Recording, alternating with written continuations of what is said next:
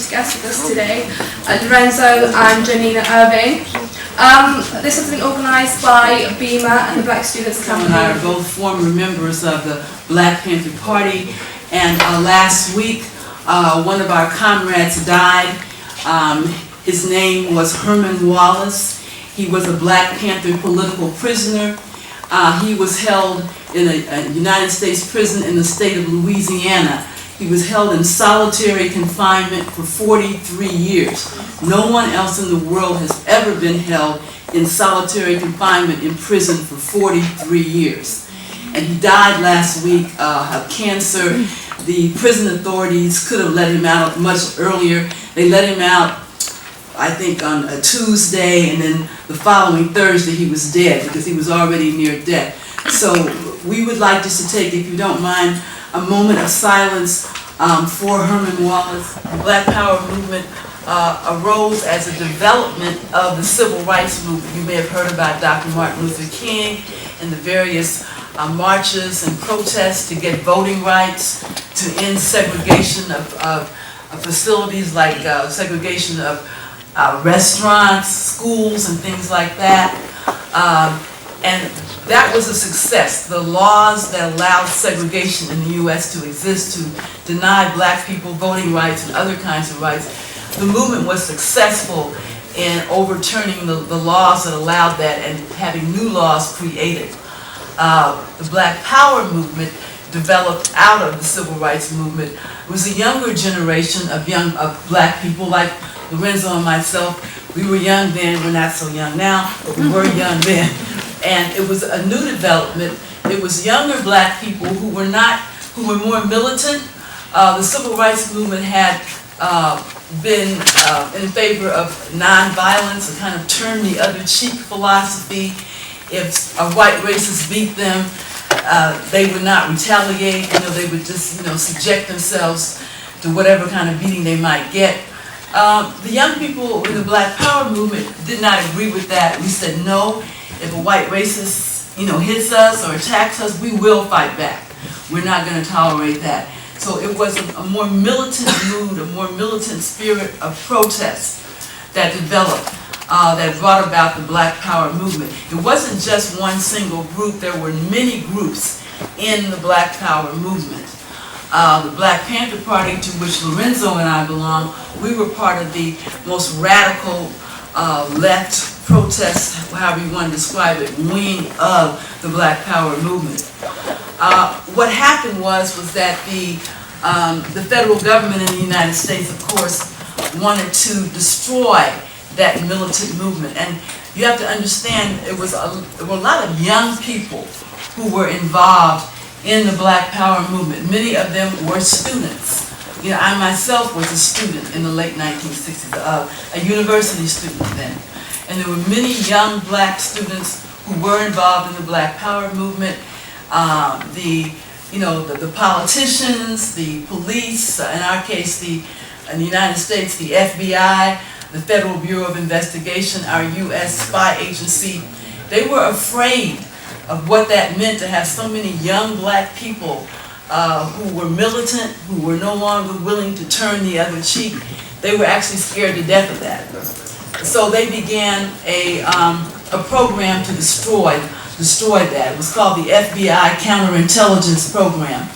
And you may talk more about that program. That program included massive arrests of people being framed for charges. People like the late Herman Wallace, who has spent 35, 40 years in prison, and who probably will never get out of prison, who will leave prison, dead. Assassinations, many people were killed. We had some people in the Black Panther Party who were assassinated by the FBI, and there were other things that were done to destroy the Black Power movement. But one of the main things that the federal government, our federal government, used in the United States was they started a program of chemical warfare in the black communities of the big cities in the United States. Now, by chemical warfare, I simply mean drugs. And if you go on the internet, you can read about some of these things. Basically, the United States government allowed drugs In the late 60s, early 70s, it was mostly heroin. Today, of course, it's crack cocaine. But the U.S. government allowed drug dealers to bring in large amounts of drugs as part of their chemical warfare campaign. And the reason they did that, it was a way to destroy the Black Power movement. If you're a drug addict, you don't have time to resist your oppression. You don't have time to organize protests and rallies. Because you're a drug addict, all you're worried about is getting your next fix, right? So the government allowed huge amounts of drugs to come into the Black community. It was deliberate. And we call it chemical warfare, but of course it was drugs. And it was meant to destroy the militant Black Power movement. So this was done to destroy Black radicalism, the Black Power movement. If you ever get a chance, there's a film, I don't know if it's been shown here or not, called the Black Power Mixtapes. This was actually a film that was made between 1965 and between 1975 by some Swedish journalists and president. He was the Republican Party's nominee, and he won election in 1980 as President of the United States. At that time, you had armed struggles, liberation wars going on in Central America, such places as El Salvador and Nicaragua. And what happened was the Reagan administration was supporting the counter-revolutionary forces, the forces that were trying to keep the regime, the dictatorial regime that was in power in Nicaragua at the time. It was the Somoza regime. Somoza was the dictator of Nicaragua at that time, and the United States was trying to help keep Somoza in power. So what happened was to finance that, to be able to provide money to the Nicaraguan, they were called Contras, because they were fighting the liberation, freedom fighters. The United States government supported the Contras with weapons and other kinds of military equipment, and how they did that, they did it through the sale of drugs. And this was, don't take my word for it, you can look it up on the internet, this was later revealed, and even hearings were held before our United States Congress, our legislative body. But drugs were sold into the United States, and the money from that was used by the Reagan administration to finance the Contras against the freedom fighters, okay? And the CIA was very heavily involved in this.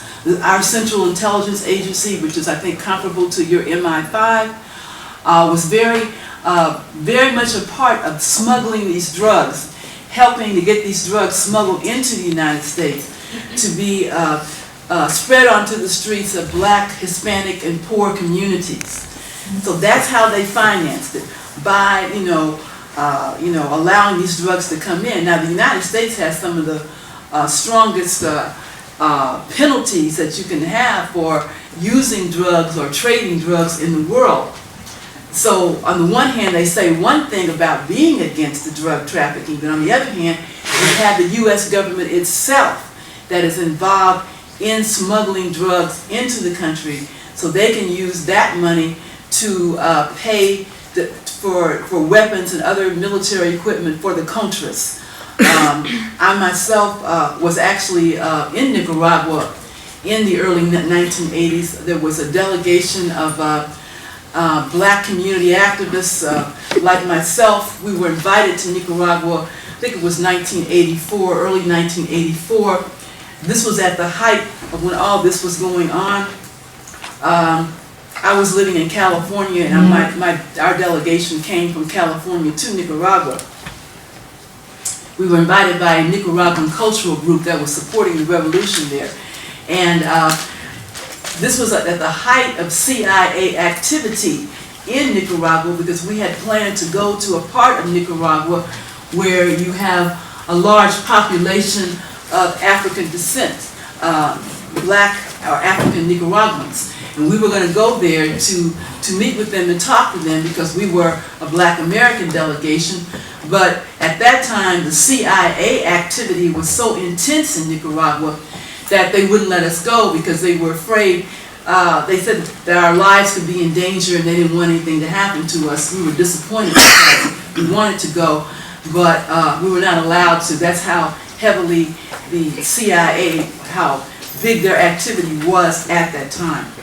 So we have the United States government with the Reagan administration actively smuggling drugs into the United States to finance the Nicaraguan Contras war against the liberation fighters. And this all came out.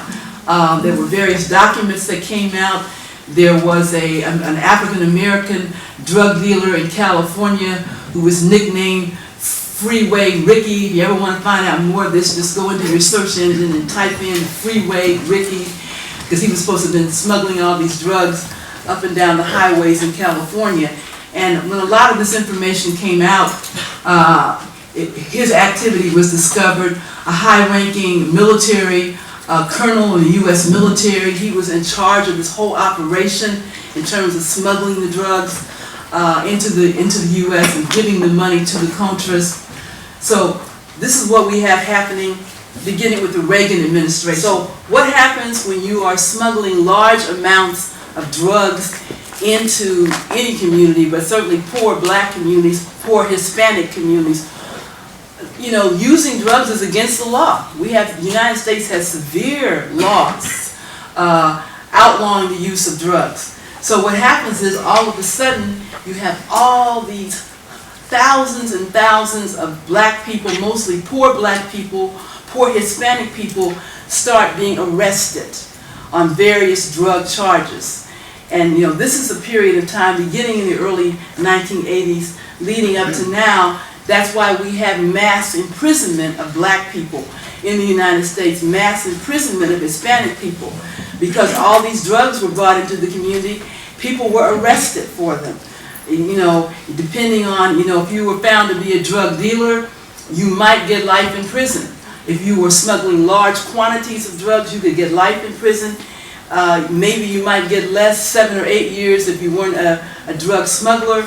So the prisons in the United States, particularly beginning in the early 1980s, began to be filled with poor, low-income black people, poor, low-income Hispanic people, because of all this smuggling of drugs that the government had allowed, that, you know, made people dependent on drugs and caused them to come into conflict with law enforcement and to become arrested. Now, the Reagan administration started this so-called war on drugs. And in fact, Reagan's wife had this ridiculous campaign, and she promoted, it was called Just Say No. Just say no to drugs. Like it's that simplistic. You know, it's not that simplistic.